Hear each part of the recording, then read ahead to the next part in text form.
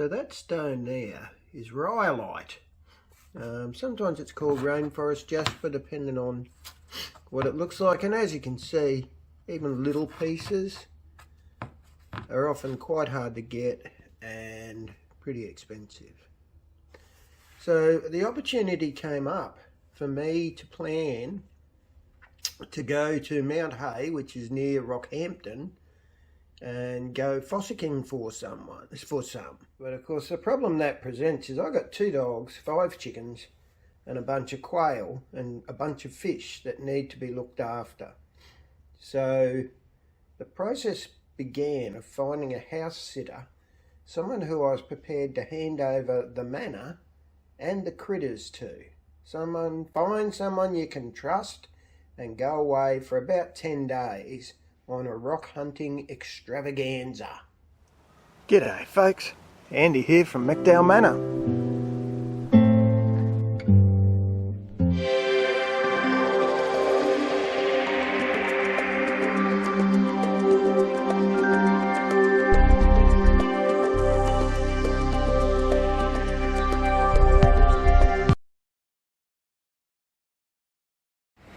Well, will you have a look at that?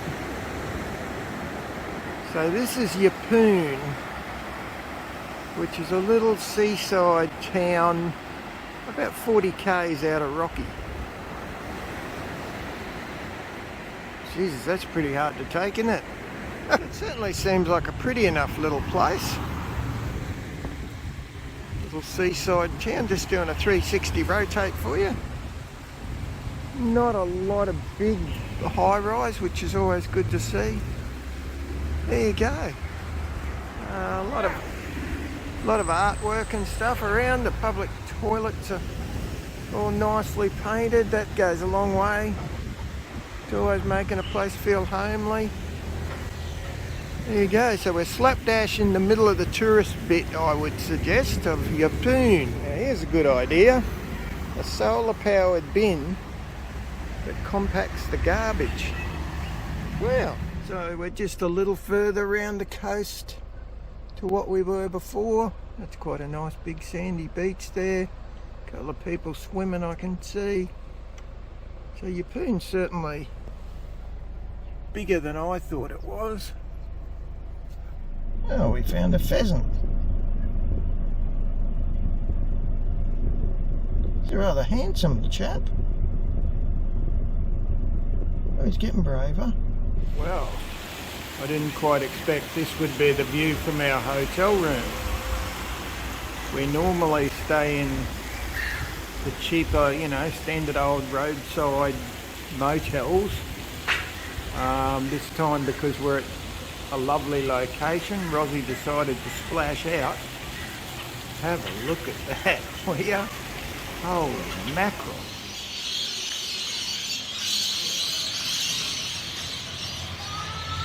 Wow, did you see that? There's a whole lot of them.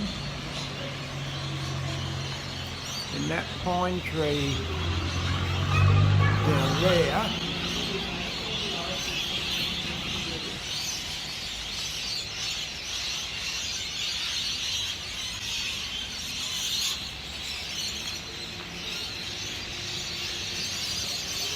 Wow.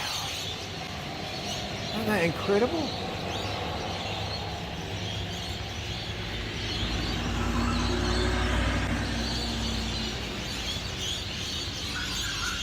Looks like they like that bloody tree. Get them all. And that's not counting for the 4.8 million that just flew away.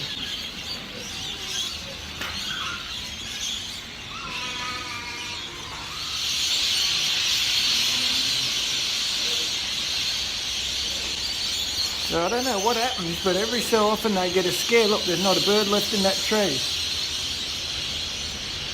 God, I've never seen that many lorikeets at one time. Wow, this is really very special.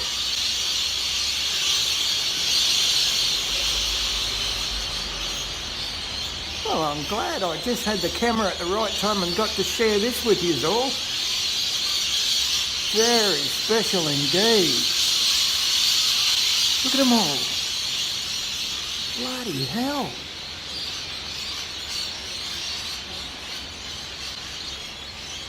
So we're just passing through a little place called Mount Morgan. Rossie's doing the driving, which is just as well, because after coming up the bloody range, in all honesty, I could not have done it. So I went up most of it with my eyes shut. There you go, cute. That's certainly a cute sort of railway museum as well as train station. It's also the information centre. Oh, so it is, you know, reasonable. That's a supermarket, reasonable size little town. Another pub. We do like our pubs here in Australia. That'll be the post office. That'll be the school.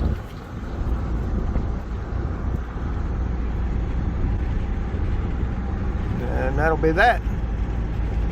So another 100k to Billow.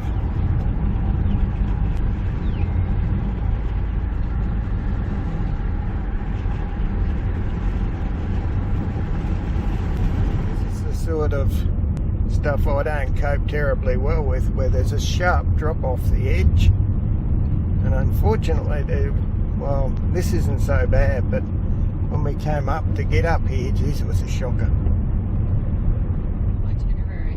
Just entered Billawheeler, folks. Nothing of any break. Not a lot here, certainly flat.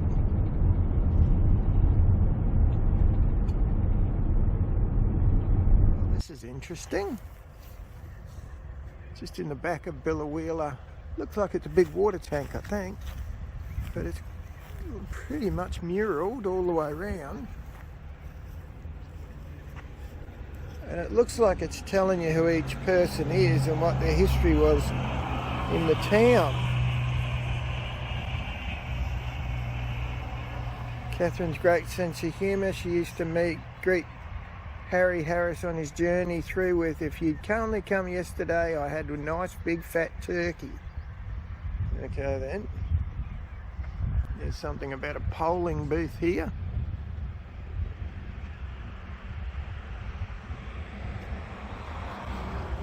When women finally got the right to vote. Hard to bloody believe, isn't it? Oh, so it's a tribute to all the local women, I'd say. Isn't that good? Ruby Campbell. Had a great affinity with animals. Blah, blah, blah. And a prolific artist. There you go. That's her painting that picture, obviously, and the horses and dogs and cats and stuff. This will be the nursey ladies. Where are you? Sorry, there's the nursey ladies. About the First World War. Many left, never to return.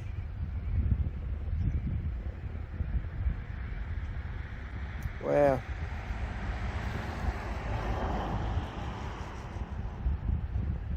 Apart from the war, Emma spent her entire 92 years on the historical house at the corner of Lawrence Street. Well, she got to a good old age, didn't she? Half her luck. Yeah, I'm always interested by this kind of stuff, you know. Educating children was another role of the women. Yeah, the settlement got bigger. Simple things in life were treasured. We miss a bit of that, I hate to say. All people give a shit about these days is, have I got the latest and greatest iPhone? Sharing knowledge, relationship with the land, still not an easy one. So if you look around, Billow's pretty flat. She's pretty bloody dry. It does, as it tracks the history of the local Aboriginal folks. Moves through then and starts to talk about how they managed the land, you know, and kept the family fed living off the land. were responsible for pretty much a lot of the history, retaining the history, and then it goes on to the impact, the drastic change when the white fellas arrived in 1851. So there you go. Oh, I thought that was rather marvy. Here we have the little township of Thangool. Of course, a pub, as we always will have. That looks to me like it's shut. There's one for sale. That's a religious place of some description. A bottle-o. Oh no, another hotel. 2 pubs in the one tiny little one-street town. Oh, it must be vintage car type people up here. That's interesting. And I hope you enjoyed your thorough trip of Thangool. Here's the countryside. Certainly getting drier the further west. Sorry about the jumping around. The roads aren't so great out here. Further west you go, the drier it's going to get, folks. Barring little tiny towns, the next stop should be a town called Monto. Monto welcomes you. Now Monto's got about 1,000 people. Murals everywhere, that's rather cute. There's Rosie. Now there's only about 1,000 people in Monto. So I'll put you back on when we get to what would appear to be like a CBD type place. CBD. Well, as good as they get for a little town. That's a bit interesting.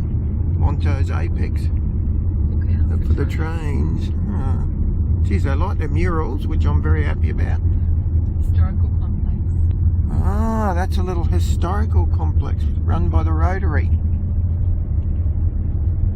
So far I haven't even seen a pub. Oh, there you go, business district, 150 metres.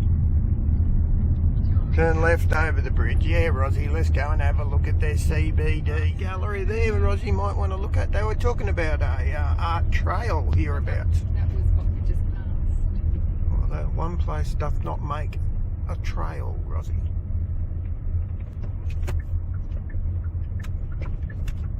So hopefully by now you're sort of noticing we do have a pattern to a lot of our smaller town business road streets.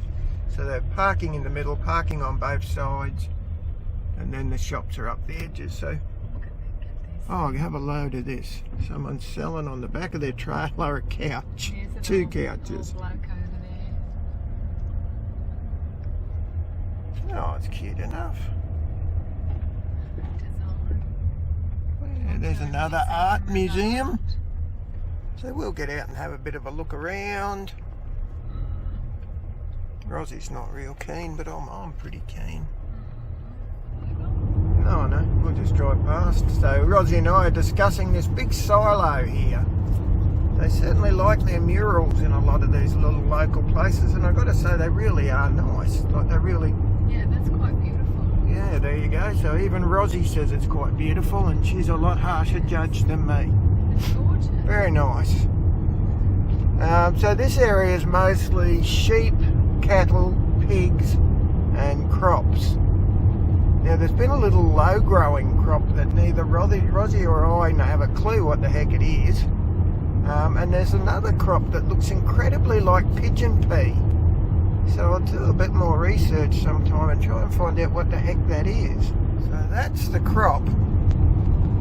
We can't quite work out what the heck it is. It looks like it's some sort of grain, but it's really quite low growing. So that's one of them. Then we got a sunflower field here. And then beyond that you can see the hills is that red crop grain thing again. And look at it, there's bloody miles of it. I'm going to have to ask someone, what the hell is that? Oh, maybe one of you viewers might be able to say, God, Andy, you dummy pillock, it's a such and such. Oh. Oh, we've just come into Mulgildie or something. Mulgildie. Mulgildie, oh. Cow. There's a bloody another cow there. The last one, Monto, had floral cows. This one's got yellow cows. And Rocky had ordinary cows. One here. There's the hotel. Oh, yeah, it's a bit flash, isn't it? Look at that.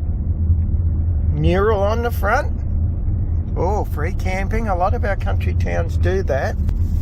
Great way of getting business and keeping the economy going, even if people only stay, you know, half an hour and buy a bit of food or something. That's great. Support your local economies. Country gems, but I think it's just not gems. Well, here's something you don't see every day. So the idea, it's an old Aboriginal story. That's a representation of a bunyip. And apparently around here somewhere is a bunyip hole, which is the Aborigines believe there was a fearsome booming monster that inhabited the swamps. Oh, there you go, the hole's 10 minutes from here. Place of mystery and intrigue.